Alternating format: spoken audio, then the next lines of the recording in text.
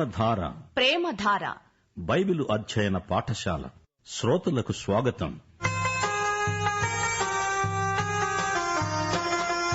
నరుల కాలం భూమిపై యుద్ధకాలమని, నరుల కాలం భూమిపై యుద్ధకాలమని, అదే మానవ జీవిత పరమార్థం అని, అదే మానవ జీవిత పరమార్థం అని తెలిపే యోబు జీవిత గాథ, తెలిపే యోబు జీవిత గాథ.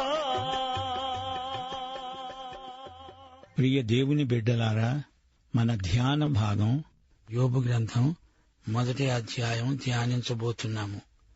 1వ వచనం నుండి వినండి. ఊజు దేశమందు యోబు అనే మనుష్యుడొకడు ఉన్నాడు.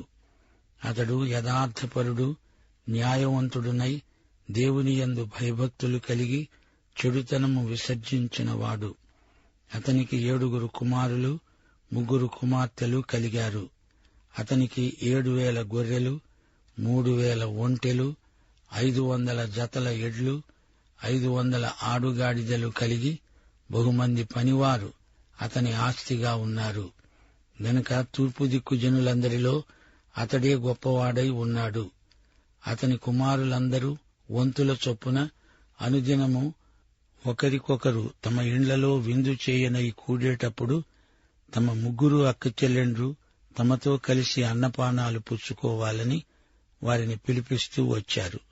కాని వారి విందు దినాలు పూర్తి కాగా యోబు తన కుమారులు పాపము చేసి తమ హృదయాలలో దేవుణ్ణి దూషించారేమో అని వారిని పిలువనంపించి వారిని పవిత్రపరచి అరుణోదయాన లేచి వారిలో ఒక్కొక్కని నిమిత్తమై దహన బలి అర్పిస్తూ వచ్చాడు. యోబు నిత్యము అలాగున చేస్తున్నాడు. విశ్వాసులారా, గమనించండి. యోబు నివసించిన ప్రదేశం సిరియా ఎడారుల మధ్య ఎక్కడో ఉంది. భౌగోళికంగా దాన్ని ఇప్పుడు గుర్తుపట్టడం చాలా కష్టం.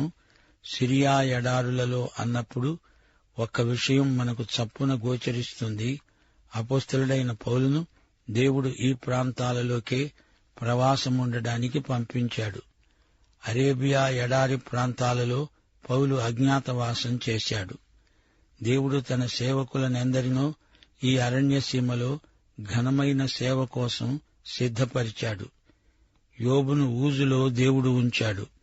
నీ జీవితంలో, నా జీవితంలో కూడా ఊజులాంటి చోటు ఒకటి దేవుని చేత ఏర్పరచబడి ఉంటుంది. ఊజు అనే ఊరి ప్రాముఖ్యమేమీ లేదు. కాని అక్కడ నివసించిన యోబు అనే వ్యక్తి ద్వారా దేవుడు మనకెన్నో ఆధ్యాత్మిక పాఠాలు నేర్పబోతున్నాడు. యోబు ఎలాంటివాడు? యథార్థవర్తనుడు, న్యాయవంతుడు. అంటే ఏమిటి? అతనికి దేవునికి మధ్య సంబంధాలు సరిగ్గా ఉన్నాయి. దేవునితో సమాధానము కలిగి ఉన్నాడు. తన కుమారుల పక్షాన దహన బలులర్పించాడు. అతడు దేవునికి భయపడే వ్యక్తి. దేవుణ్ణి ప్రేమించాడు గనుక చెడుతనాన్ని ద్వేషించాడు. దేవుణ్ణి వ్యక్తిగతంగా ఎరిగినవాడు. యోబుకు మొత్తం 10 మంది పిల్లలు. యోబుకు మంచి ఆస్తిపాస్తులున్నాయి. అందరూ సుఖంగా, హాయిగా, నిశ్చింతగా ఉన్నారు. ప్రయాణాలు చేయాలంటే ఎన్నో ఒంటెలున్నాయి, ఆడుగాడిదలున్నాయి. గాడిద పాలు సమృద్ధి. ఆ రోజుల్లో గాడిద పాలు ఎక్కువ ఖరీదు. అయితే మన దేశంలో గంగిగోవు పాలు గంటెడైనా చాలు, కడివెడైననేమి కరము పాలు అంటారు. కాని ఊజు దేశంలో ఆడుగాడిదలు గలవాడు గొప్ప ధనికుడు. యోబు లక్షాధికారిని మించిన కోటీశ్వరుడు.